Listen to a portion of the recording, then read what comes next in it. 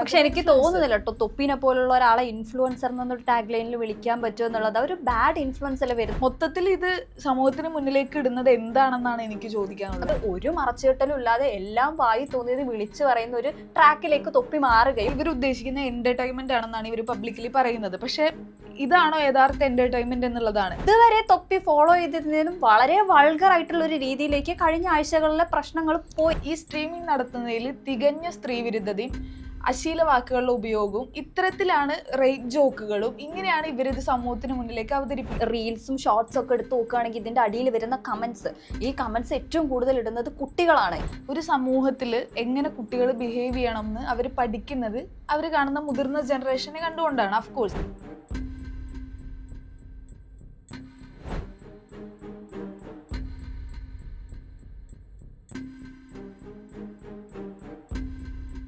കഴിഞ്ഞ ദിവസങ്ങളിൽ സോഷ്യൽ മീഡിയയിൽ വലിയ ചർച്ചയായിട്ടുള്ള വിഷയമാണ് തൊപ്പിയുടെയും ഗ്യാങ്ങിന്റെയും സ്ട്രീമിംഗ്. ഇതിനെതിരെയായിട്ട് DGP ഇന്നലെ ഉത്തരവിറക്കിയിട്ടുണ്ട്. ഇവർക്കെതിരെ നടപടികൾ സ്വീകരിക്കണമെന്ന് പറഞ്ഞിട്ട്. അശ്വതിക്ക് എന്താണ് ഇതിനെക്കുറിച്ച് പറയാനുള്ളത്? ഇത് നല്ലൊരു പ്രൊവോക്കിംഗ് സംഭവമാണോ നമ്മുടെ വരുന്ന ജനറേഷനും? അതുപോലെ തന്നെ ഇപ്പോൾ ഉള്ള കുട്ടികളാണ് കൂടുതലായിട്ട് ഇത്തരത്തിലുള്ള സ്ട്രീമിങ്ങും കാര്യങ്ങളൊക്കെ കാണുന്നത്. അപ്പം നമ്മളെല്ലാം കണ്ടിട്ടുള്ളതാണ് അതിലെന്താണ് അവർ സ്ട്രീം ചെയ്യുന്നതെന്നും അവർ എങ്ങനെയൊക്കെയാണ് അത് അവതരിപ്പിക്കുന്നതെന്നൊക്കെ കുറിച്ചിട്ട്. ഇതിനെക്കുറിച്ച് അശ്വതിക്ക് എന്താണ് അഭിപ്രായം? എനിക്ക് തോന്നുന്നത് ഇതിപ്പോൾ ഇത്രയും ഇത് സെൻസിറ്റീവ് ടോപ്പിക്കാണ് ആക്ച്വലി. അതായത് സംഭവിക്കുന്നത് ഇത് കുട്ടികളുടെ ഇടയ്ക്കും കൂടെയാണ് ഈ വിഷയം പോകുന്നത്. ഒരു സമൂഹത്തിൽ എങ്ങനെ കുട്ടികൾ ബിഹേവ് ചെയ്യണം എന്ന് അവർ പഠിക്കുന്നത് അവർ കാണുന്ന മുതിർന്ന ജനറേഷനെ കണ്ടുകൊണ്ടാണ്. ഓഫ് കോഴ്സ് അപ്പോൾ ഈ നിഹാദ് എന്ന് പറയുന്ന ഈ വ്യക്തി സ്ട്രീം ചെയ്യുമ്പോൾ ഇതിന് ഒരുപാട് കുട്ടികൾ ഇത് ഫോളോ ചെയ്യുന്നുണ്ട്. ഒരുപാട്. എനിക്ക് തോന്നുന്നു നിഹാദിന്റെ ഏറ്റവും കൂടുതൽ ഫോളോവേഴ്സ് കുട്ടികളാണ്. ഒരു 10 to 15 വയസ്സിന്റെ ഇടയിലുള്ള കുട്ടികളാണ് കൂടുതലായിട്ട് നിഹാദിന്റെ എനിക്ക് ഇതിൽ തുടക്കം തൊട്ടേ തോന്നിയ സാധനം, ഇപ്പൊ ഇത് ഈ വിവാദമായ സമയത്തല്ല, ആദ്യം തൊട്ടേ തോന്നിയ ഒരു സംഭവം എന്ന് വെച്ചാൽ ഈ സ്ട്രീമിംഗ് നടത്തുന്നതിൽ തികഞ്ഞ സ്ത്രീവിരുദ്ധതയും അശ്ലീല വാക്കുകളുടെ ഉപയോഗവും ഇത്തരത്തിലാണ് റേറ്റ് ജോക്കുകളും ഇങ്ങനെയാണ് ഇവരിത് സമൂഹത്തിന് മുന്നിലേക്ക് അവതരിപ്പിക്കുന്നത്. അങ്ങനെയാണെന്ന് തോന്നുന്നു അവരിത് കൂടുതൽ ഫെയിം കിട്ടിയത് അവർക്ക് ഈ ഒരു തരത്തിൽ. ഇപ്പൊ അതുവരെ നമ്മൾ കണ്ടു വളർന്നിട്ടുള്ള അല്ലെങ്കിൽ കണ്ടിട്ടുള്ള സ്ട്രീമിങ്ങുകളൊന്നും അതുപോലെ തന്നെ എക്സ്പ്ലനേഷൻ വീഡിയോസും എന്നൊക്കെ ഡിഫറെൻ്റ് ആയിട്ട് തൊപ്പി വേറൊരു ട്രാക്ക് ഇത്തരത്തിൽ പിടിച്ചു. അതായത് ആൾക്കാർ പറയാൻ പേടിക്കുന്നതും അതുപോലെ തന്നെ നമുക്കൊരു സൊസൈറ്റി എങ്ങനെ കാണുമെന്ന് ചിത്രീകരിക്കപ്പെടുന്നുള്ള ഒരു പേടിയുള്ള തരത്തിലുള്ള ഒരു സാധനമാണ് ഈ തൊപ്പി ഫോളോ അപ്പ് ചെയ്തുകൊണ്ടിരുന്നത്. അതായത് ഒരു മറച്ചുകെട്ടലും ഇല്ലാതെ എല്ലാം വായി തോന്നിയത് വിളിച്ചു പറയുന്ന ഒരു ട്രാക്കിലേക്ക് തൊപ്പി മാറുകയും അതിലൂടെ തൊപ്പി ഭയങ്കരമായിട്ട് ഫെയിം ആവുകയും ചെയ്തു എന്ന് എനിക്ക് തോന്നണം. പലതിലും കണ്ടു കുട്ടികൾ അവരുടെ ഫാമിലിയിൽ ഇങ്ങനെയാണ് ഇത് ബിഹേവ് ചെയ്യുന്നത്. ഇത് കേട്ടുകൊണ്ട് ഇതിന്റെ ഏറ്റവും വലിയ അപകടം എന്താന്ന് വെച്ച് കഴിഞ്ഞാൽ, ഓക്കെ ഇങ്ങനെ സംസാരിച്ചു കഴിഞ്ഞാൽ ഒരു കൂട്ടം ആരാധകർ തങ്ങൾക്കും ഉണ്ടാവും, അല്ലെങ്കിൽ ഇത് ഓക്കെയാണ് ഇങ്ങനെയാണ് സംസാരിക്കണ്ടേ എന്നുള്ള തരത്തിലാണ് കുട്ടികളെ പാകപ്പെടുത്തി വരുന്നത്. അപ്പം ഇതുകൊണ്ടുണ്ടാകുന്ന ഒരു അപകടം എന്താന്ന് വെച്ച് കഴിഞ്ഞാൽ ഇത് കണ്ടു വളരുന്ന കുട്ടികളും ഇതേപോലെ സമൂഹത്തിൽ പെരുമാറാൻ തുടങ്ങും. പൈസ ഉണ്ടാക്കാൻ പറ്റും. അതിൽ തന്നെ ഈ വ്യക്തി പറയുന്നുണ്ട് അവരുടെ 10 തലമുറയ്ക്ക് ജീവിക്കാനുള്ള പണം ഞാൻ ഇതിലൂടെ സമ്പാദിച്ചിട്ട്. അപ്പൊ ഇത് കേൾക്കുന്ന ഏതൊരു മനുഷ്യനും തോന്നിപ്പോകും. ഇനിയിപ്പോ കുട്ടികളുടെ കാര്യം വിടാം, ഒരു യൂത്ത് എന്ന് പറയുന്ന ഒരു ജനറേഷന് തോന്നും ചിലപ്പോൾ എന്തിനാ ഇങ്ങനെ കഷ്ടപ്പെട്ട് പണിക്ക് പോകേണ്ട ആവശ്യം, ഇങ്ങനെ ഒരു സ്ട്രീം തുടങ്ങി ഇങ്ങനെയുള്ള വർത്തമാനങ്ങളും ഇങ്ങനെയുള്ള ചേഷ്ടകളും കാണിച്ചാൽ പോലെ ആളുകൾ കയറും, പൈസ ഉണ്ടാക്കാം എന്നുള്ളൊരു ബോധം സ്വമേധയാ വരും. അതാരുടെയും കുറ്റമല്ല. പക്ഷെ ഇതാണ് ഇൻഫ്ലുവൻസ്, ഇതാണ് ഒരാളില് ഇദ്ദേഹം ഉണ്ടാക്കുക. പക്ഷെ എനിക്ക് തോന്നുന്നില്ല കേട്ടോ തൊപ്പിനെ പോലുള്ള ഒരാളെ ഇൻഫ്ലുവൻസർ എന്നൊരു ടാഗ് ലൈനിൽ വിളിക്കാൻ പറ്റുമോ എന്നുള്ളത് ഒരു ബാഡ് ഇൻഫ്ലുവൻസ് അല്ലേ വരുന്ന ജനറേഷന് കൊടുക്കുന്നത്. സൈഡാണ്, ഓഫ് കോഴ്സ് നെഗറ്റീവ് സൈഡാണ് ഇതിന്. ഇപ്പം സമൂഹത്തിൽ ഇൻഫ്ലുവൻസേഴ്സ് എന്ന് പറയുന്നവർ ആരും നല്ല വശത്തിലൂടെ ഇൻഫ്ലുവൻസേഴ്സ് ആയവരും ഒന്നുമല്ല. ഭൂരിഭാഗം ഈ പറഞ്ഞ പോലെ തന്നെ അതിനൊരു മോശം നെഗറ്റീവ് സൈഡ് എന്തായാലും ഉണ്ട്. നമ്മളിപ്പോൾ പറഞ്ഞു വരുന്നത് എന്താ വെച്ച് കഴിഞ്ഞാൽ DGP ഇതിനെതിരെ കർശനമായിട്ടുള്ള ഒരു ആക്ഷൻ എടുത്തിട്ടുണ്ട്.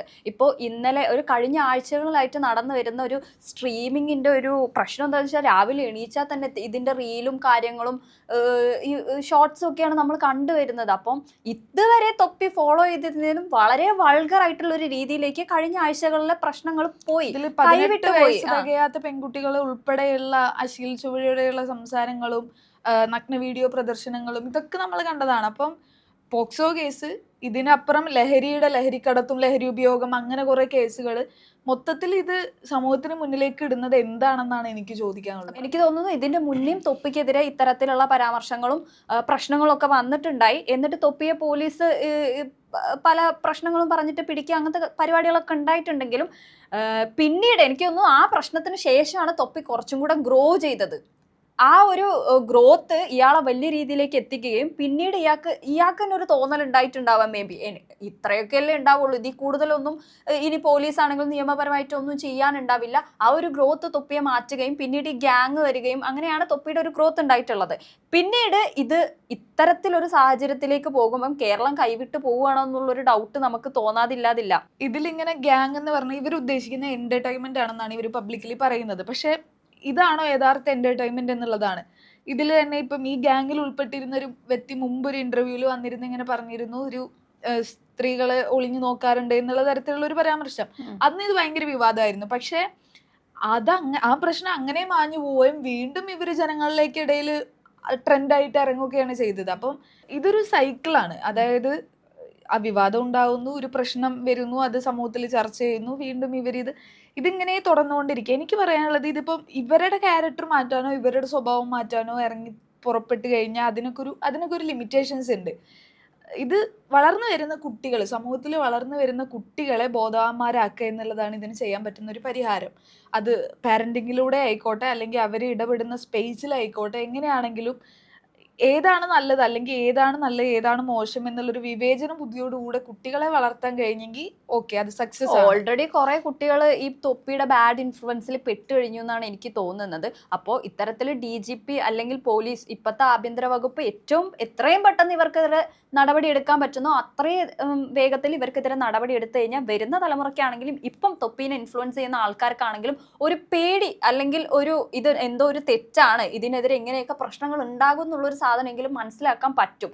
കാരണം സ്ത്രീവിരുദ്ധത അങ്ങേ അറ്റത്തിലാണ് ആ സ്ട്രീമിങ്ങിൽ നമ്മൾ കണ്ടിട്ടുള്ളത്. നഗ്നതാ പ്രദർശനം ഇത്തരത്തിലുള്ളൊരു സാധനമൊന്നും നമ്മളിപ്പം എനിക്ക് തോന്നുന്നു തൊപ്പിയൊക്കെ അമേരിക്കൻ സ്ട്രീമിങ് ഫോളോ അപ്പ് ചെയ്തിട്ടാണ് ഇവിടേക്ക് വന്നിട്ടുള്ളത്. മീൻസ് ഈ സാധനം കേരളത്തിലേക്ക് ഇൻജക്ട് ചെയ്തിട്ടുള്ളത്.